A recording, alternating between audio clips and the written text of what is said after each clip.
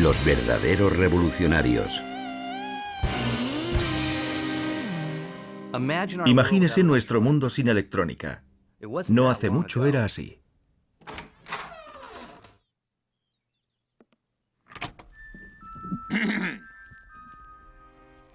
William Bradford Shockley, Instituto Tecnológico de California, promoción del 32, doctorado en el Instituto Tecnológico de Massachusetts en 1936.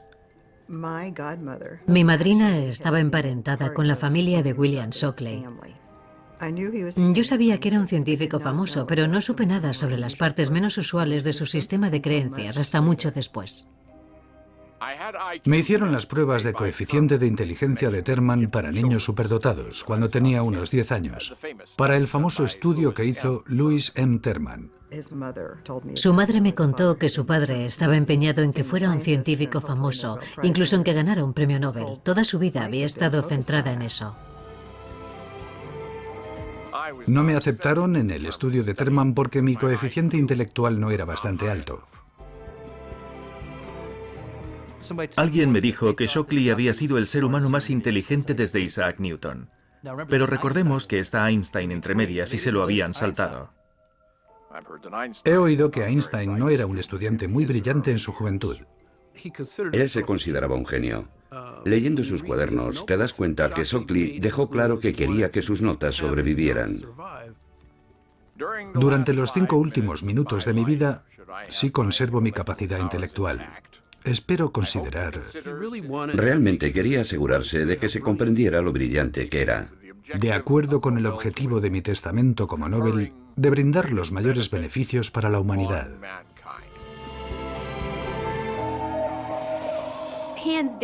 Sin duda, William Shockley ha sido la figura más importante en la física de semiconductores. Fue el hombre que supervisó al equipo que inventó el transistor. Transistor.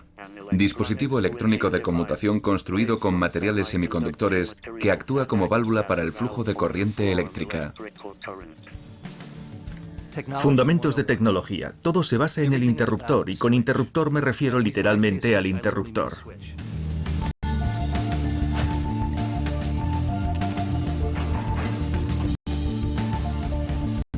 El gran paso adelante, quizá el mayor, es que no es necesario algo mecánico para activar y desactivar el flujo de electricidad, sino que puede hacerlo simplemente una corriente de electrones. Es la válvula termoiónica. Se pueden usar en un amplificador, en una televisión, en un radar, pero se quemaban con mucha facilidad y al menor golpe se rompían. Era un problema monumental. Y de repente aparece un interruptor hecho literalmente de los materiales elementales del universo y es un componente sólido. No tiene piezas móviles, no hay vacío, no se puede romper. En teoría dura casi eternamente. Es rápido y utiliza muy poca energía. Es un transistor, no más grande que un grano de maíz. Y esto lo cambia todo. Puedes darle con un bate de béisbol. Y sigue funcionando. Genial. Primero fue la diferencia entre aquellas grandes radios de sobremesa y los diminutos radiotransistores que se pusieron de moda.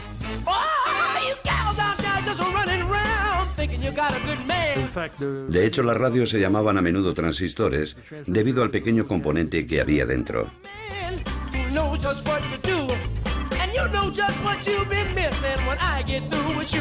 El mecanismo original de Shockley estaba pensado para conmutadores telefónicos. Hola. Nuestro equipo de investigación trabaja para averiguar qué más es capaz de hacer, para qué otros fines se podría utilizar.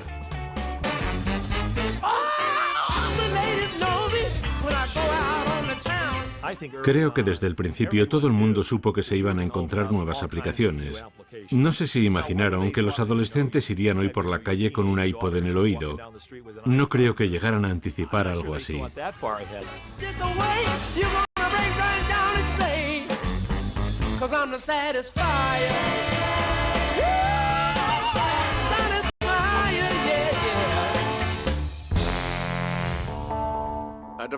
Un mecanismo llamado transistor, que tiene diferentes aplicaciones en radio, sustituyendo a las válvulas de vacío.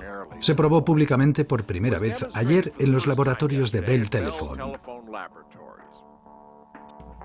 Hubo mucha acritud en los laboratorios Bell acerca de quién hizo qué y quién inventó qué.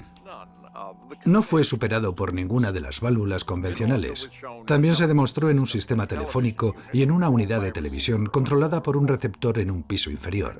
En el equipo de Shockley había dos hombres, Bardeen y Brattain, que recibieron gran parte del reconocimiento por inventar el transistor. Y que creará y transmitirá ondas de radio.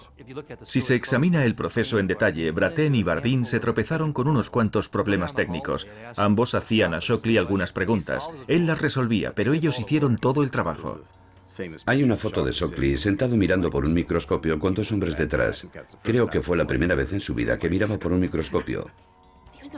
Era un hombre muy receloso, muy competitivo, muy brillante, y decidió que se iría a inventar un transistor aún mejor. A los 90 días de su constitución, Shockley Transistor Corporation.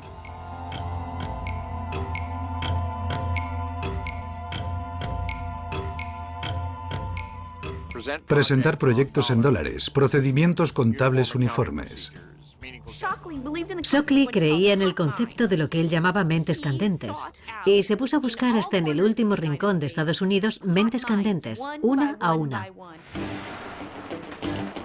Greenwich Victor, ingeniero eléctrico. Julius Blank, Western Electric, ingeniero mecánico. Hacer semiconductores implica química, física, óptica, termodinámica, y eso es difícil hacerlo solo con un par de tíos. John Herney, suizo, matemático. J.T. Last, MIT, Cambridge.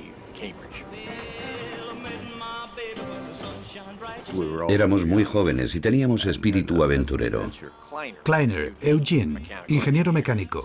C.S. Roberts, Shelby, metalurgia. Eran como vaqueros, estaban locos, eran bebedores, perseguían faldas y eran brillantes.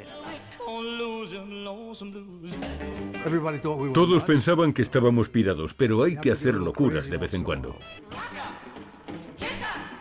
Así que pensé, chico, esto parece una buena oportunidad y la verdad es que me lancé. Gordon E. Moore, supertécnico, buen soplador de vidrio, no crea problemas, casi demasiado franco.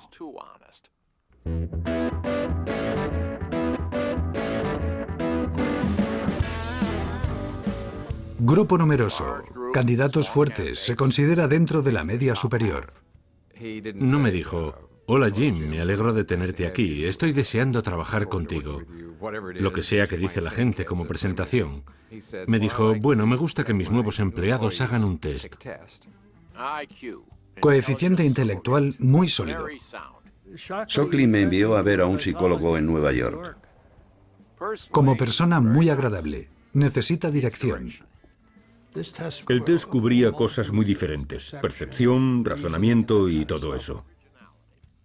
Tiende a ceñirse a un tema, es decir, inflexible. Su esposa era psiquiatra y solía sentarse al fondo y tomar notas sobre lo que fuera que estábamos haciendo. No lo sé. Gran necesidad de reconocimiento. Poca paciencia con los otros. Punto de vista de gusano. Con el cronómetro en la mano dice, 127 personas participan en un torneo de tenis. ¿Cuántos partidos hacen falta para saber quién es el ganador? ¿Preferiría ser el cobrador o el conductor de un tranvía?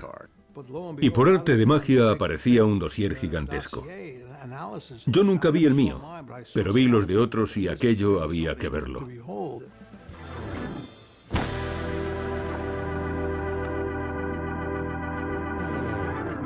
Noyes, Robert, Turner, 680-69. Le gustaría vivir en la costa oeste. Buenos resultados en cable, plato giratorio y pecera. Trabajador medio. Ni malo ni el mejor. No es un gestor. Querida familia, después de estar trabajando en el laboratorio de física, me estoy metiendo en algo interesante. Me estimula trabajar con investigadores, ya que conocen su campo a fondo, y les interesa lo suficiente para hacer que su interés sea contagioso. Bob ya había estado en contacto con los transistores y vio algunos de los primeros que habían salido de los laboratorios Bell. Eso le colocaba en una posición de liderazgo entre el grupo. También empecé a preguntarme si podía seguir trabajando con cosas físicas, que siempre son iguales, o si debería cambiar y trabajar con personas y cerebros que nunca se estancan. Bob Noyce tenía un encanto especial. Era curioso y eso, unido a su brillantez, transmitía una fuerza imparable. La gente quería creer a Bob Noyce y quería ir a donde él les llevara. Era un tipo con muchas agallas. Era un atleta, fumaba mucho, le gustaba arriesgarse. Era el clásico hombre entre los hombres. Uno quería ser como Bob Noyce de mayor. Bob se crió en Iowa. Era hijo de un predicador. Era un lector insaciable. Hablaba con todo tipo de gente y era capaz de absorber toda aquella información y combinarla para ver hacia dónde podía evolucionar. Literalmente escaneaba información para intentar deducir qué aspecto podía tener el futuro. Eso se le daba muy bien. He hablado con Noyce. No dejar que la inexperiencia le distraiga. 28 contratos militares sobre diferentes transistores base. Contratos basados en experiencia de producción óptima. Shockley hizo gran parte de su trabajo en programas militares clasificados. Así que el mercado iba a ser militar. Tenía contactos. Charles F. Jost, Departamento de Investigación Científica de la Fuerza Aérea, Washington, D.C., Liberty, 56700. Las nuevas tecnologías, en especial las más modernas, suelen ser muy caras y a menudo los militares son los únicos que compran estas cosas. Esbozo de propuesta preliminar, negociaciones en marcha, entre octubre y noviembre. Posiblemente habrá acuerdo para finales del 56.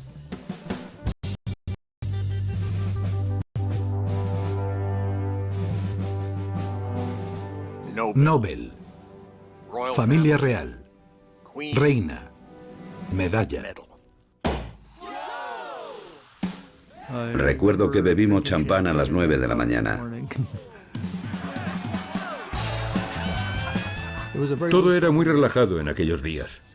No estábamos acostumbrados a beber champán a aquellas horas de la mañana, así que...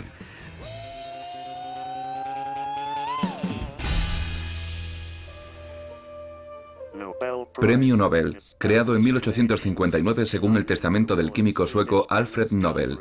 Reconoce las contribuciones que suponen mayores beneficios para la humanidad.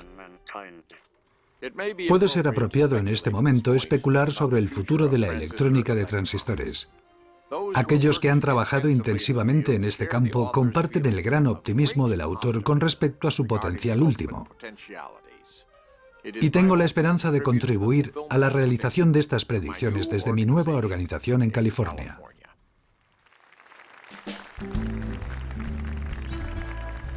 Shockley se convirtió en una celebridad y empezaron a invitarle a laboratorios por todo el mundo.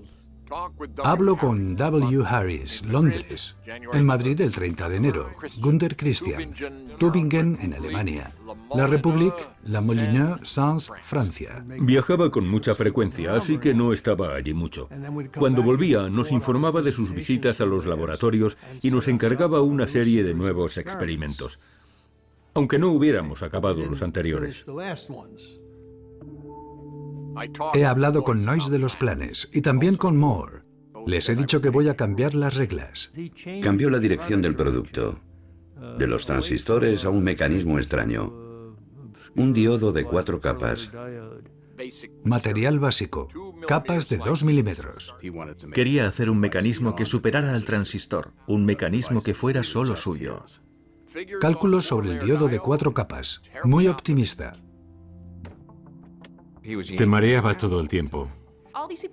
Todos habían ido allí para crear transistores con su inventor y de repente ya no iban a trabajar con transistores. Nos volvía locos con aquellos dos proyectos opuestos que él creía que se podían desarrollar a la vez. Esta es mi forma de ser. Es una de mis cualidades como científico. La vacilación. Tengo que restablecer la autoridad. Contaban que a veces llamaba a sus viejos colegas de los laboratorios Bell para averiguar si aquellos chicos sabían de qué estaban hablando. Inestable por Noyce. Inestabilidad debida a WS. Quienes trataban con William Shockley acababan pensando que era el hombre más inteligente que habían conocido, pero también que era un monstruo. Todos pensábamos seguir nuestro camino y empezamos a buscar la forma de seguir juntos como grupo.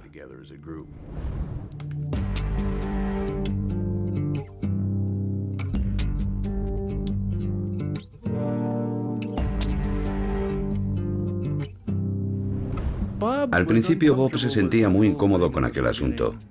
Creo que le daba un poco de miedo. Noyce era el favorito de Shockley. Él y Bob tenían mucha confianza. ¿Qué hacer con Noyce? Buen técnico, pero inmaduro. Podría irse con WS. Creo que puede funcionar. Espero que funcione. He estado reflexionando sobre las dos razones por las que vine aquí: trabajar con Shockley y vivir en la costa oeste. La importancia de la primera ha disminuido notablemente al descubrir que los grandes no son mucho mejores que la media. Le dije, vamos a ir a ver a estos tipos a la ciudad. Vamos a ir los 7 y estaremos encantados de que vengas. Cuando vinieron a recogerme con el coche, subí. Miré en el asiento de atrás y al fondo estaba Bobby Noyce. Le dije, bienvenido, me alegro de verte. Y él dijo, me alegro de haber venido.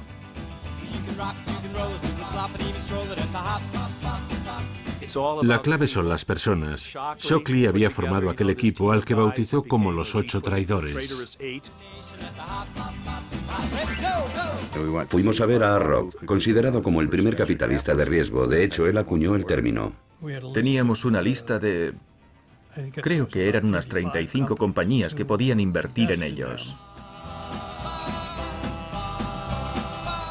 A todas les gustó la idea, pero ninguna se decidió. Así que nos reunimos los 8 y dijimos, ¿qué vamos a hacer ahora? Tendremos que buscar trabajo.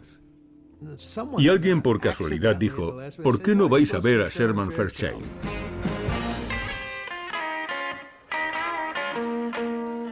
Bueno, a mí me sonaba el nombre, porque veía su foto en los periódicos continuamente.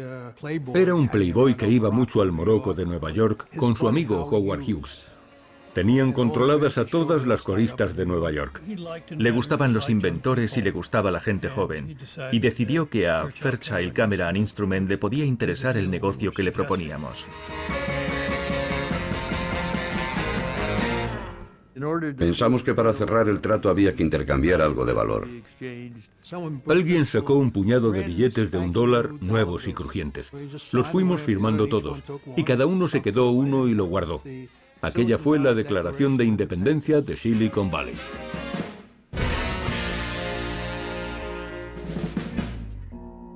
Miércoles, 18 de septiembre. El grupo renuncia. Me parece que Shockley no acababa de creérselo. Aquello le afectó profundamente. La salida de los 8 no tendrá un efecto real en Shockley Labs. Vieron lo que Shockley intentaba hacer y se dieron cuenta de que podían hacerlo mejor. Podíamos crear un mecanismo en silicio que el mundo necesitaba. Podíamos hacerlo.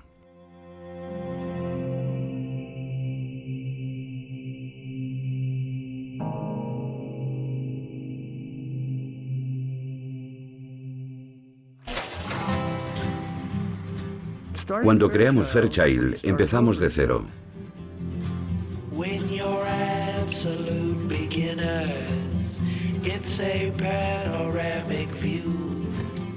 Tenemos $1 millón garantizado. Su seguro servidor, el director de investigación y desarrollo. Bobby solía quitarte el cigarrillo sin preguntar. Eran los tiempos en que podías tener 4 conversaciones a la vez. Aquella era la parte más divertida.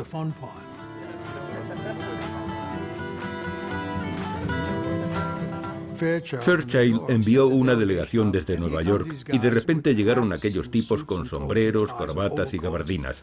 Parecían, no sé, gángsteres de Nueva York que no tenían la menor idea de lo que hacíamos allí.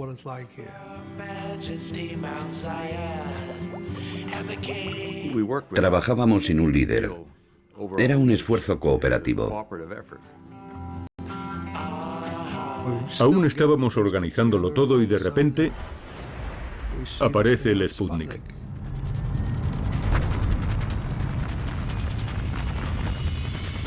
izquierdo. 3, 2, aquí.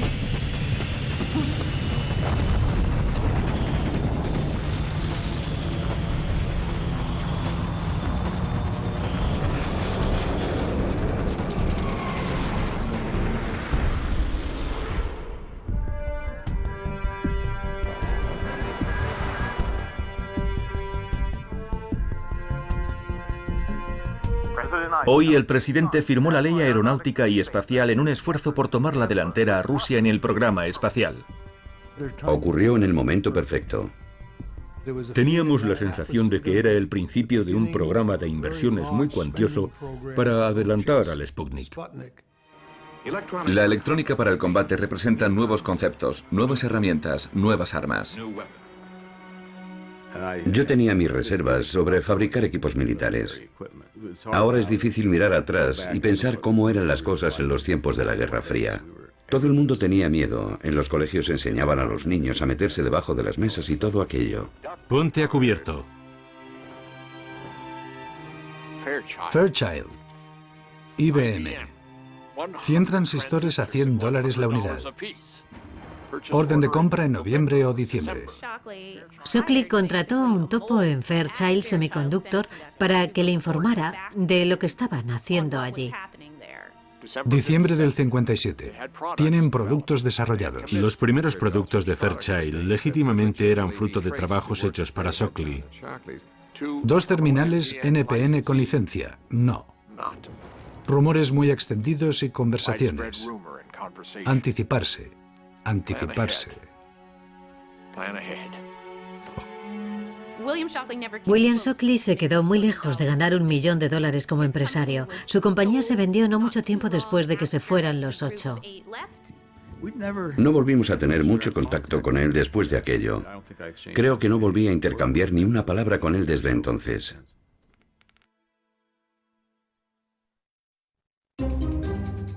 Cuando me incorporé a Fairchild tenía 24 años y todo era nuevo para mí. Estaba vendiendo una línea de productos, sobre todo a contratistas de defensa en California. Cuando decidimos entrar en el mercado de consumo, Fairchild empezó a florecer de verdad. Entonces el presidente de la FCC era un hombre que se llamaba Newton Minow. Mantengan los ojos pegados a esa pantalla. Les puedo asegurar que lo que observarán será un vasto desierto. Newton Minow, un nombre difícil de olvidar.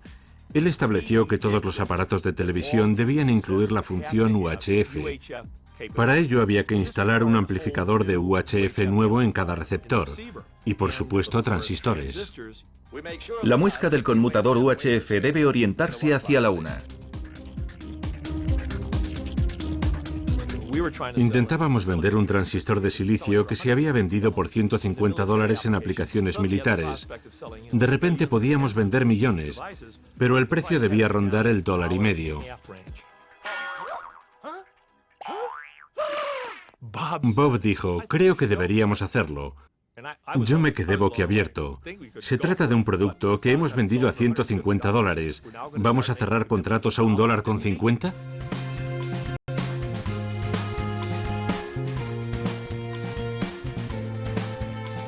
Era lo típico en Bob Noyce. Oía los hechos, pensaba en lo que había que hacer y tomaba la decisión. Vamos a hacerlo.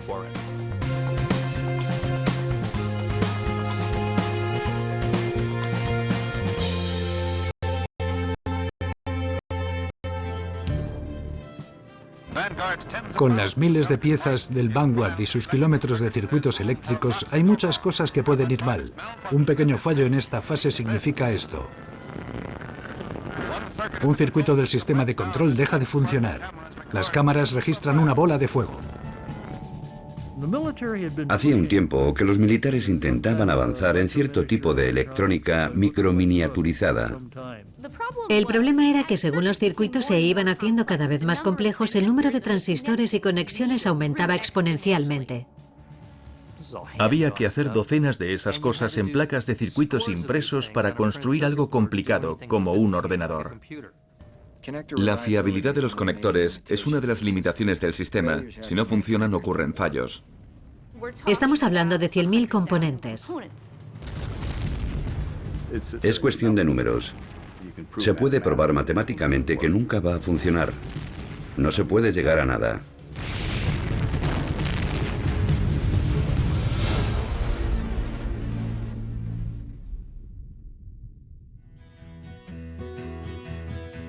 Métodos para aislar múltiples mecanismos. En muchas aplicaciones sería deseable poder hacer que múltiples mecanismos... La cuestión era, ¿se pueden hacer dos mecanismos en el mismo trozo de silicio? Para hacer interconexiones entre mecanismos como parte del proceso de fabricación. Nos convencimos de que podíamos hacer un mecanismo con 4 u 8 transistores. El circuito integrado. Un conjunto de componentes electrónicos miniaturizados en una sola placa de material semiconductor, también conocido como microchip. Producido por primera vez por Jack Kilby, de Texas Instruments. A finales de los 50, Kilby hizo un dibujo y creó lo que es básicamente una placa de germanio con cables que entran y salen. Aquí en California, Bob Noyce hizo el mismo dibujo, con la diferencia de que su mecanismo era viable.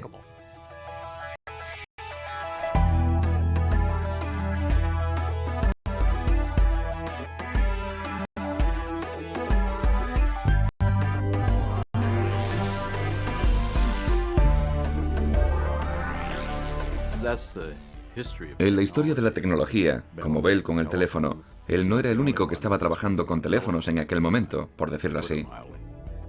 Pero tienes que ser capaz de construir el mecanismo. El problema con el circuito integrado es cómo la unidad se conecta a los semiconductores, cómo se pasa un cable que los conecte. Y hay que aislar eléctricamente los mecanismos. Tiene que ser cada uno un mecanismo individual. Jan Herney, un hombre ahora casi olvidado, dio con la forma de crear circuitos metálicos planos. Hasta entonces los interruptores siempre habían sido tridimensionales, las válvulas termoiónicas y los transistores también. Pero de repente el transistor pasa de tener 3 dimensiones a tener 2. Se vuelve plano y su fabricación será un proceso de impresión. Esto es posible utilizando el método de Herney. Ahora vamos a explorar todas las formas posibles de hacer esto. Aquella idea cambió la industria por completo. Noyce y Kilby recibieron el crédito por la invención del circuito integrado, pero Herney lo hizo posible. Creo que esta nación debe proponerse alcanzar el objetivo de hacer que un hombre pise la superficie de la Luna y regrese a la Tierra.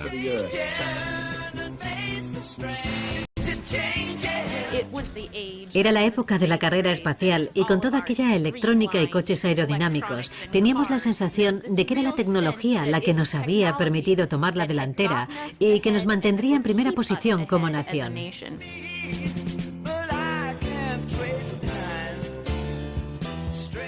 Esto no es solo un cambio para el ingeniero. Creo que es un cambio para toda la sociedad. Yo estaba viendo a Alan Shepard. Había muchas cosas nuestras en aquella nave. Mantuve los dedos cruzados.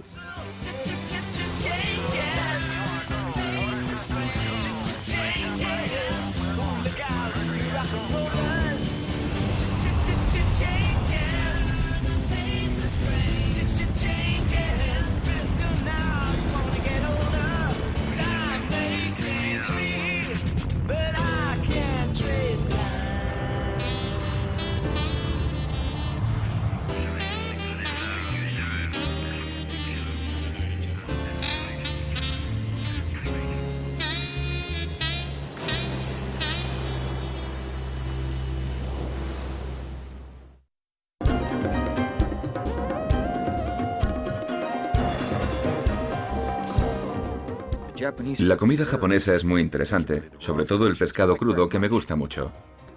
Experimentar el contraste entre culturas ha sido un placer. Estuve con él un par de veces en Japón. Era un gran inventor y un gran tecnólogo, pero también era un gran vendedor. Noyce era inteligente y sabía que aquella gente estaba interesada en fabricar lo que Fairchild estaba fabricando. Después de la guerra, Japón era un país muy pobre. No había suficientes recursos naturales, ni energía, ni alimentos. Había una gran escasez. No teníamos nada que exportar. En aquellos días, Made in Japan se relacionaba con productos baratos y más bien de baja calidad.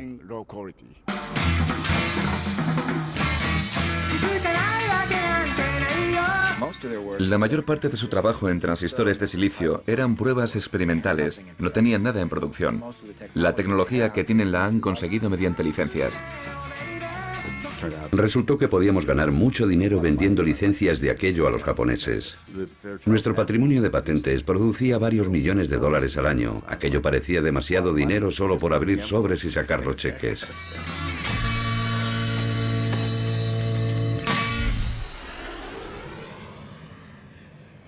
En volumen de circuitos integrados, el mes pasado enviamos más que toda la industria en enero.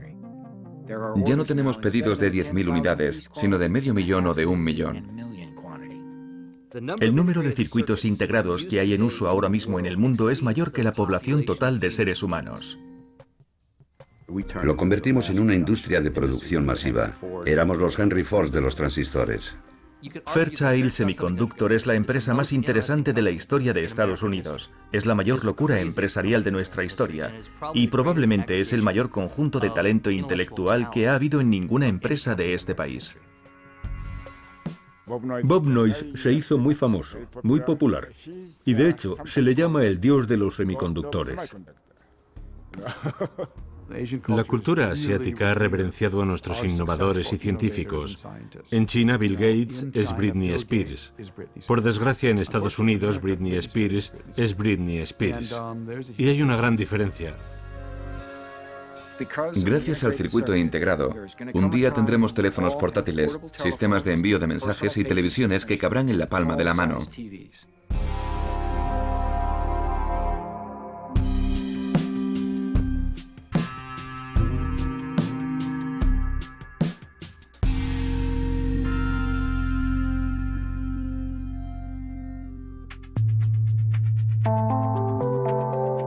En Sayose, Thailand, la cúpula corporativa veía a Fairchild como una vaca lechera y querían ordeñarla.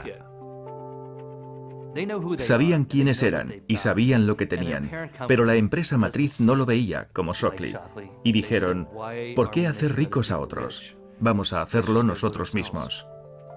Yo me despedí y me fui a Teledyne. Sabía que estaba hablando con ellos y poco después supe que él, Jan Herney y Shelton Roberts se iban. Con aquello comenzó el patrón de joven empresa de éxito que triunfa en Silicon Valley y de la cual salen un montón de veteranos de la industria que crean compañías similares. 6 de los 8 se fueron. Con los Fairchildren, los niños de Fairchild, como los llamaron, nació Silicon Valley. Había una cantidad enorme de tecnología sin explotar en el país. Aquello tenía que acabar reventando. Todo empezó con Shockley, después con Fairchild, y ahí empezaron aquellas permutaciones y combinaciones. Empresas derivadas de empresas derivadas, era casi como una ameba.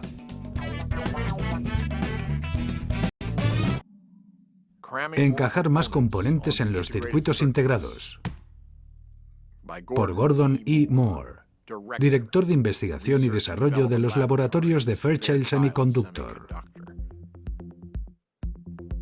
Una revista del sector, Electronics, me pidió que predijera qué pasaría en los siguientes 10 años. Los circuitos integrados llevarán a maravillas como computadoras personales, control automático en automóviles, equipos portátiles. Los primeros circuitos integrados tenían 8 componentes. Un día estábamos trabajando en el laboratorio y conté que salían unos 60. Hice un gráfico en un papel y en esencia era una línea recta que ascendía exponencialmente.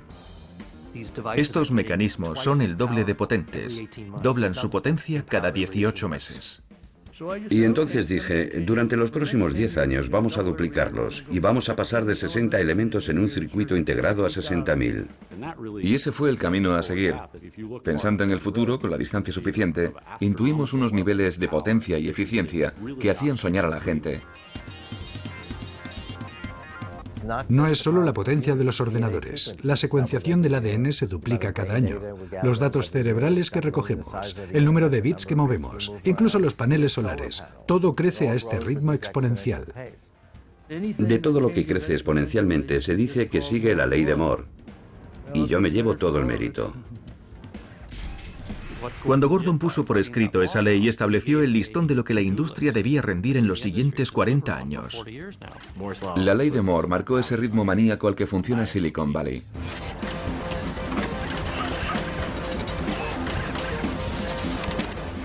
Llega un momento en que la operación de la máquina se vuelve tan odiosa, te produce tal rechazo en el corazón, que ya ni siquiera puedes tomar parte pasivamente. Y tienes que meter tu propio cuerpo entre las marchas, los engranajes, las palancas y en todo el aparato para hacerlo parar.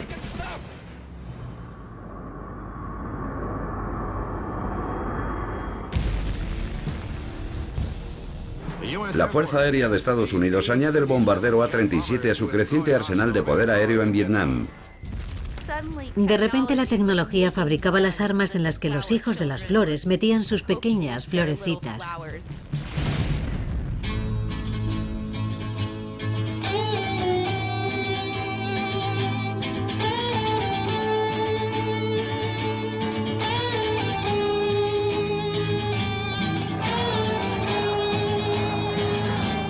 Veíamos lo que ocurría, pero no nos afectaba directamente. Los manifestantes tomaron las calles. Los estudiantes protestaron por la participación de la universidad en el programa de defensa. Nadie hablaba de política, ni discutíamos si debíamos irnos de Vietnam o no. Estábamos muy ocupados haciendo nuestro trabajo. Salvemos nuestro honor nacional. Paremos los bombardeos y paremos la guerra.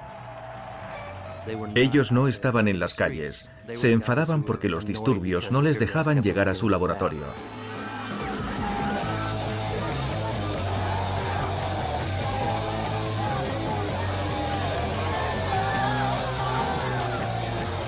Dos revoluciones se sucedieron simultáneamente y no sabían mucho la una de la otra. Y Shockley cayó en mitad de todo aquello.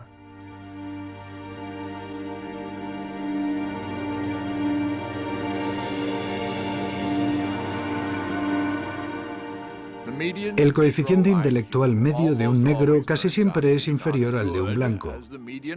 ¿Es la incapacidad de los negros para escapar del gueto consecuencia de 300 años de desigualdad legal? ¿O hay un componente genético racial significativo?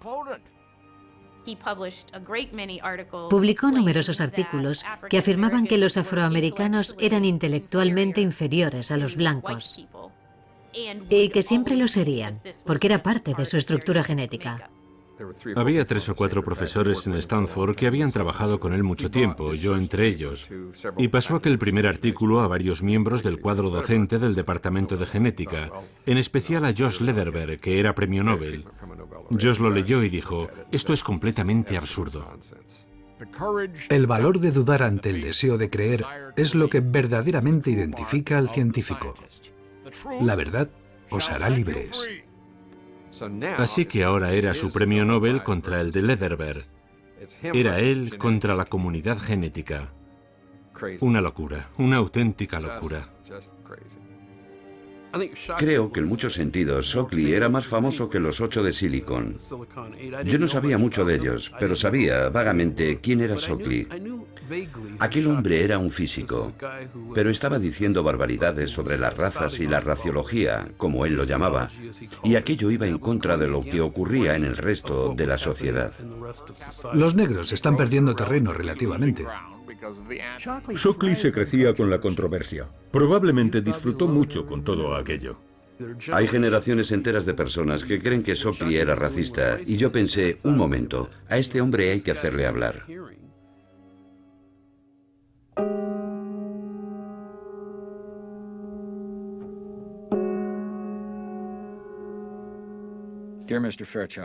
Querido señor Fairchild, le adjunto copia de mi carta de renuncia. Nuestra situación personal se ha complicado por el hecho de que desde hace años el semiconductor es más rentable que la compañía entera. Fairchild Camera and Instrument había despedido a 2 directores ejecutivos en 6 meses. Demasiada presión en busca de beneficios. Bob era el candidato más obvio, e iban a pasarle por encima. Bob se lo tomó un poco como una afrenta. Según Fairchild ha ido creciendo, cada vez he disfrutado menos con mi trabajo. Quizás se deba a que me crié disfrutando de las relaciones personales que brinda un pueblo. Ahora empleamos al doble de la población total del pueblo en el que crecí. Los tipos más corporativos de la jerarquía pensaban que lo que importaba era el capital, pero lo más importante era el capital humano. Bob Noyce era una estrella del rock. No basta con decir, nuestro objetivo es crecer y obtener beneficios. Eso es lo que intenta hacer todo el mundo. Yo prefiero una compañía pequeña que esté intentando desarrollar algún producto o tecnología que no haya hecho nadie nunca. Era una sensación que existía en Silicon Valley, pero no en el este. No tenías que preocuparte por fracasar o cambiar de trabajo. Un fracaso era solo una historia para contar en un cóctel, no el fin de tu carrera. Bob Noyce me dijo, Gordon y yo vamos a formar una nueva compañía. ¿Nos ayudaría? Inversores 6 Fairchildren 600, Rock 300, Grinnell College 250. Nunca fracasamos en nada, así que no nos pareció que fuera un gran riesgo, a mí por lo menos. En 48 horas estaba hecho. Intel es la única compañía en la que he invertido de cuyo éxito he estado seguro al 100%. La gente está aquí por sus habilidades. Veo la compañía más como un proyecto en cooperativa que como una estructura autoritaria. Desde el primer día, Bob y Gordon decidieron cambiar lo que no les gustaba de Fairchild e implantar aquí su propia filosofía. Es una comunidad y no un ejército. Estaban totalmente convencidos de que tenía que ser una organización democrática, casi horizontal, lo que era una idea bastante nueva. Estábamos sentados asignando opciones de compra de acciones y alguien dijo, ¿por qué no se las damos a todos los empleados? Correspondencia interna. A todos los empleados de RN Noyce. Aquí está la actualización de resultados del tercer trimestre.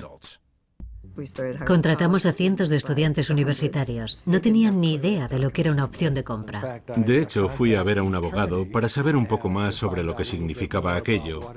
Y me dijo, bueno, no sé, puede haber beneficios o no. Y hubo grandes beneficios. Me pareció una idea genial hacer accionistas a los empleados. Así piensas, es mi compañía, a la gente le importa. Cuando el consejo me ofreció acciones, me sentí un poco abrumada.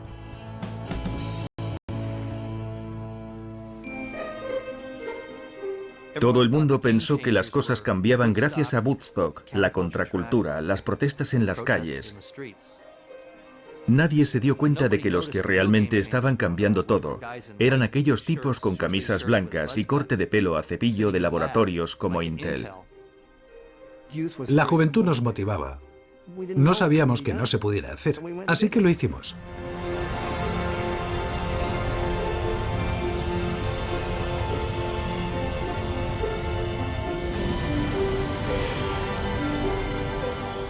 Recuerdo que estaba en Intel, trabajando, cuando el hombre pisó la luna.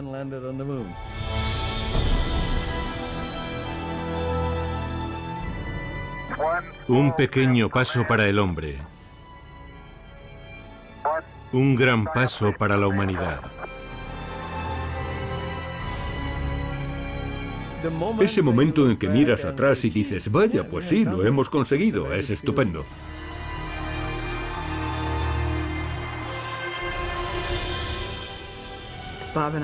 Bob y yo estábamos en una fiesta y vi a Shockley. Sabía que no habían hablado en años, desde que Bob había dejado a Shockley, porque Shockley se negaba a hablar con ninguno de ellos. Había un acto de firma de libros en Atherton y apareció allí. Esa fue la primera vez que le vi. Su madre había muerto hacía poco, así que me acerqué y le dije cuánto lo sentía. Y bueno, intenté iniciar una conversación y se puso a hablar conmigo. Así que me acerqué a Bob y le dije, ven, vamos. Y estuvieron hablando un poco. Creo que fue la única vez que hablaron.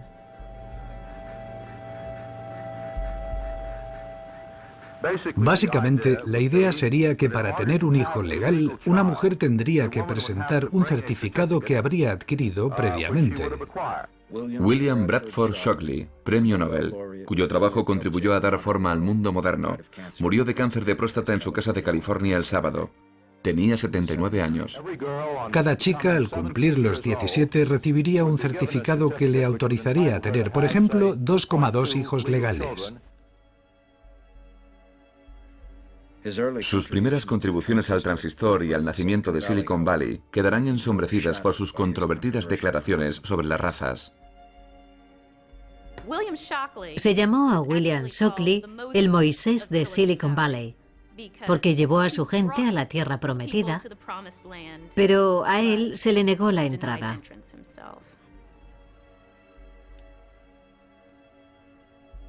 En muchos sentidos, Bob Noyce y William Shockley eran diametralmente opuestos. Robert Noyce fue el visionario que pensó en lo que iba a significar esto y que creyó que en última instancia afectaría a todo. Todos los americanos deberían conocer a Noyce. La ironía es que hasta en la muerte, Bill Shockley y Bob Noyce están conectados. No ha habido nada igual al shock que sacudió Silicon Valley el día que murió Bob. Fue un golpe mortal para esta ciudad.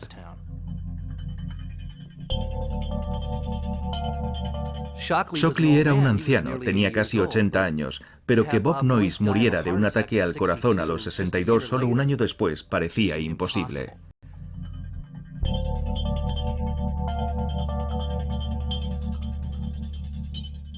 ¿Es posible imaginar un mundo sin los 8 de Fairchild? Ellos nos dieron el modelo de cómo trabajar y cómo vivir en la era de la electrónica.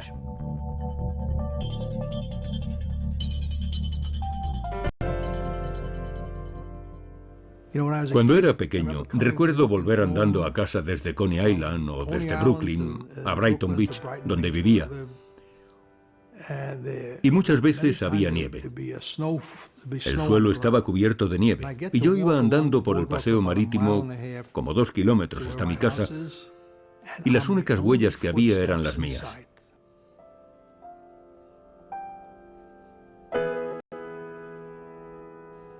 Ocurre.